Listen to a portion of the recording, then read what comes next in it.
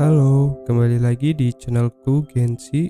Di video kali ini aku akan melanjutkan membacakan sebuah buku yang berjudul Business School karya Robert Kiyosaki. Selanjutnya yaitu Jaringan 3, nilai 2. Nilai berpindah kuadran bukan sekedar berganti pekerjaan. Berapa kali Anda pernah mendengar orang mengatakan sebagian dari pernyataan berikut? Yang pertama, saya berharap dapat keluar dari pekerjaan saya. Yang kedua, saya capek pindah-pindah kerja.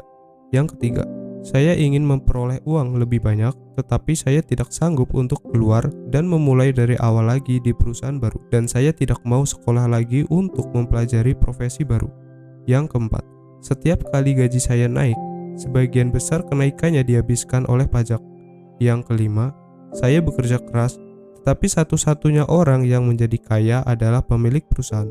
Yang keenam, saya bekerja keras, tetapi saya tidak maju-maju secara finansial. Saya sebaiknya mulai memikirkan untuk pensiun. Yang ketujuh, saya takut teknologi atau karyawan yang lebih muda akan membuat saya tidak terpakai lagi. Yang kedelapan, saya tidak bisa bekerja keras terus seperti ini. Saya menjadi terlalu tua untuk itu.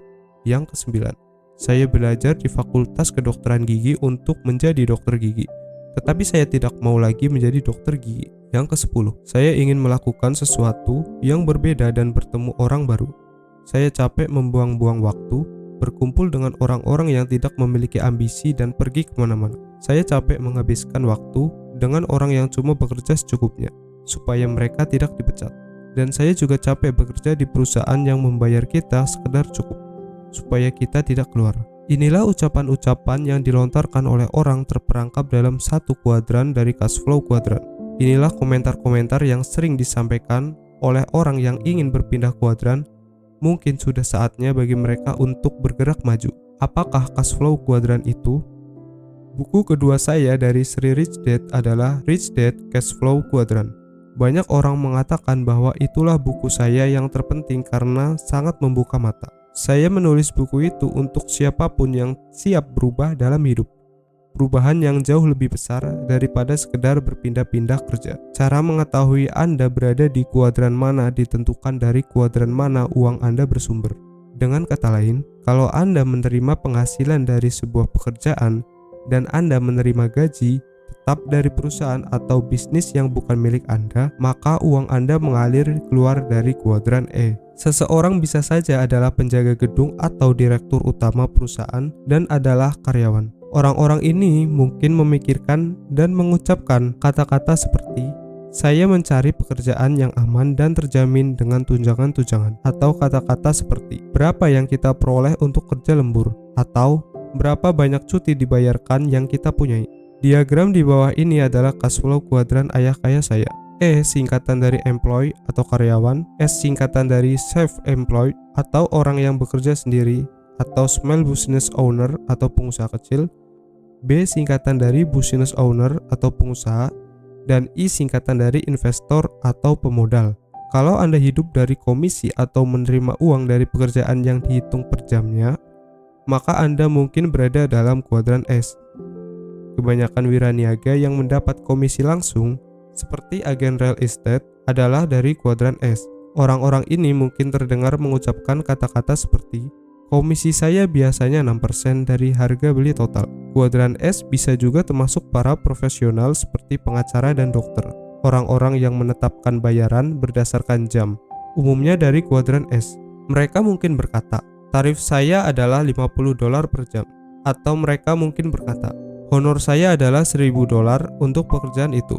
Kuadran S juga termasuk sebagian besar pengusaha kecil seperti pemilik restoran, bisnis keluarga, konsultan, orang-orang yang menjual jasa seperti pembersih halaman dan rumah.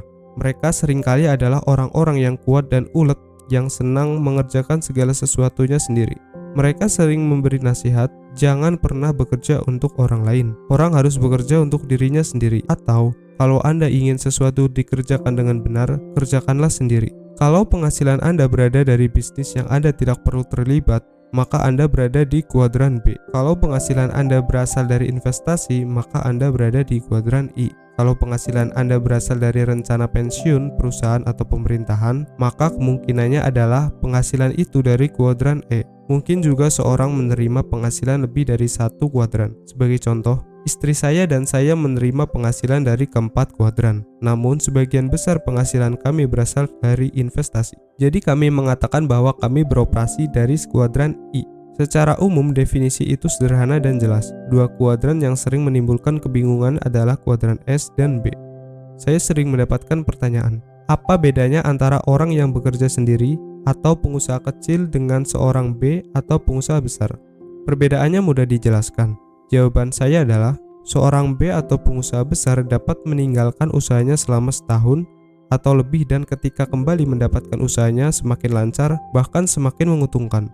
Orang yang bekerja sendiri atau pengusaha kecil seringkali tidak bisa meninggalkan pekerjaan atau usahanya sama sekali. Dalam bentuk hal, kalau orang yang bekerja sendiri atau pengusaha kecil berhenti bekerja, penghasilannya juga berhenti. Dan itulah perbedaan umum antara kuadran S dan B. Ketika orang berkata, saya akan keluar dari pekerjaan saya dan menjalankan bisnis saya sendiri. Kebanyakan dari mereka pindah dari kuadran E ke S, bukan dari kuadran E ke B. Salah satu sebab 9 dari 10 usaha kecil gagal adalah karena kuadran S merupakan kuadran kerja sangat keras. Banyak usaha kecil gagal karena kelelahan finansial atau kelelahan fisik atau keduanya. Kuadran S adalah tempat di mana pengusaha kecil mendapat tekanan dari pelanggan, pemerintah, dan karyawan kalau ada. Sulit melakukan banyak pekerjaan produktif bila ada banyak orang yang menuntut dari Anda pada waktu yang bersamaan. Kuadran S juga singkatan dari satisfaction atau kepuasan. Karena di kuadran ini banyak orang melakukan pekerjaan yang betul-betul mereka sukai. Kuadran S adalah tempat di mana orang yang ingin melakukan segala sesuatunya sendiri seringkali bermigrasi. Kabar buruknya adalah bahwa itulah kuadran yang mempunyai orang-orang dengan bayaran terendah dari semua kuadran. Baru-baru ini saya melihat sebuah artikel yang mengatakan bahwa banyak pengusaha kecil atau kontraktor independen di Amerika berpenghasilan kurang dari $25.000 per tahun. Seperti diungkapkan sebelumnya, kuadran S adalah kuadran di mana kebanyakan usaha gagal. Banyak usaha kecil bahkan tidak pernah mulai dengan baik. Anda ingin menjadi apa saat dewasa? Ketika saya masih kecil, ayah miskin saya sering berkata, pergilah ke sekolah, raihlah nilai-nilai bagus supaya kamu bisa mendapatkan pekerjaan yang aman dan terjamin. Dia sedang memprogram saya untuk kuadran E. Ibu saya sering berkata, kalau kamu ingin kaya, sebaiknya kamu menjadi dokter atau pengacara. Dengan cara itu, kamu akan selalu mempunyai profesi yang dapat diandalkan. Dia sedang memprogram saya untuk kuadran S. Ayah kaya saya berkata, kalau kamu ingin kaya, kamu harus mengurus bisnismu sendiri. Dia melanjutkan kata-katanya, kebanyakan orang tidak pernah menjadi kaya karena mereka menghabiskan hidupnya mengurus bisnis orang lain. Dia juga berkata, semakin kamu mencari keamanan kerja, semakin sedikit kamu mempunyai kendali atas hidupmu. Aturlah berapa banyak penghasilanmu, berapa banyak kamu membayar pajak, dan aturlah waktu luangmu. Ayah kaya saya mempunyai banyak waktu luang karena dia memiliki usaha bukan bekerja atau di sebuah usaha. Dia mempekerjakan orang-orang kuadran E dan S untuk menjalankan dan mengelola usahanya. Itulah sebabnya dia mempunyai begitu banyak waktu luang dan kebebasan pribadi, serta mempunyai banyak uang, tetapi secara legal membayar lebih sedikit pajak. Dia melanjutkan berkata, kalau kamu ingin bebas, sebaiknya kamu mengurus bisnismu sendiri. Dan jenis bisnis yang dibicarakannya adalah bisnis di kuadran B, bukan kuadran S. Di dalam buku Rich Dad Cash Flow Quadrant, saya membahas keyakinan ayah kaya saya sekitar kata mengendalikan, mengontrol. Ayah kaya saya sering berkata, semakin kau mencari keamanan kerja atau menjadi tenaga profesional berlisensi seperti dokter, pengacara, akuntan, pialang real estate, atau pialang saham, semakin kamu tidak mempunyai kendali atas hidupmu. Semakin kamu tidak mempunyai kendali, semakin kamu tidak punya kebebasan. Itulah sebabnya dia berkata, ketika seorang bertanya kepadamu, kamu ingin jadi apa kalau sudah besar? Cukup katakan, aku akan mengurus bisnisku sendiri. Dan yang dimaksud adalah bisnis kuadran B, bukan kuadran S. Cara pindah kuadran. Setelah membaca Rich Dad Cash Flow Quadrant dan mengerti apa yang diperlukan untuk pindah kuadran, banyak orang bertanya kepada saya, bagaimana cara pindah kuadran? Anda membuatnya seolah-olah mudah. Tetapi bagi kebanyakan orang, hal itu tidak mudah. Jawaban saya adalah, pindah dari sisi kuadran sisi E dan S ke sisi kanan kuadran. Di sisi B dan I mudah bagi beberapa orang. Sayangnya, hal itu tidak mudah bagi saya.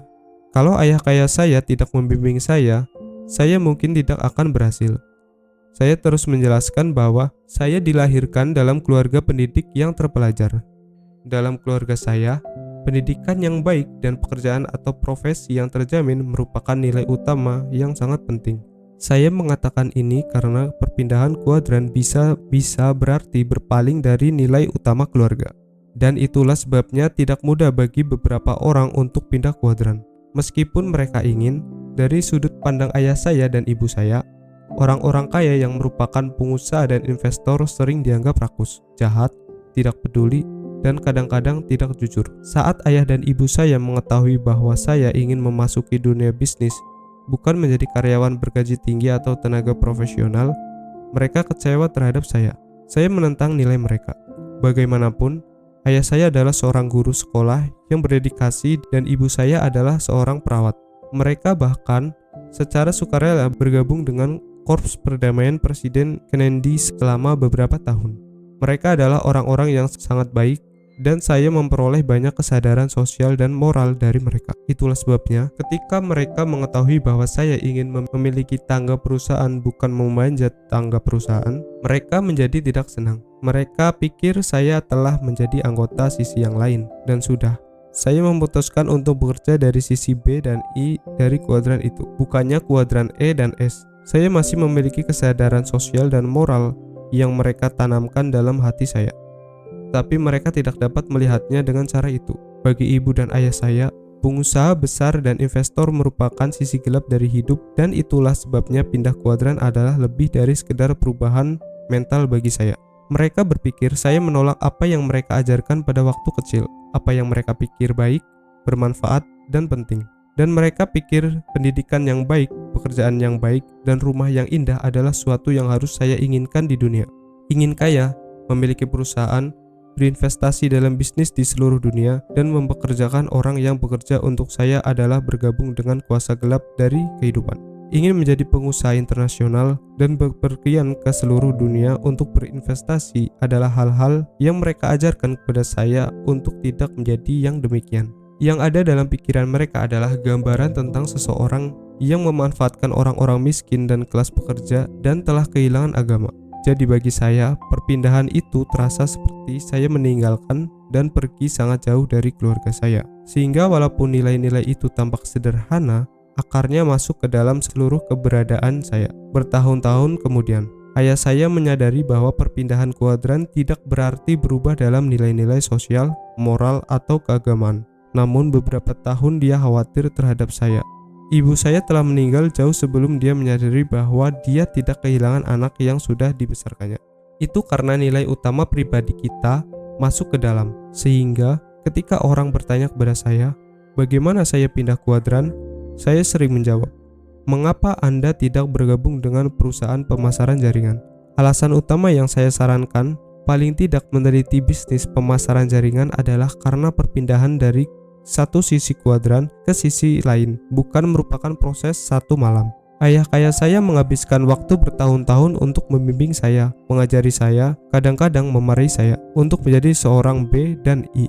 Seperti saya kemukakan dalam nilai 1, nilai pendidikan bisnis yang mengubah hidup. Pendidikan yang mengubah hidup sejati harus berimpact terhadap Anda secara mental, emosional, fisik, dan spiritual. Dan bahwa perubahan itu mungkin memakan waktu dan memerlukan bimbingan. Beberapa perusahaan pemasaran jaringan menyediakan waktu dan bimbingan.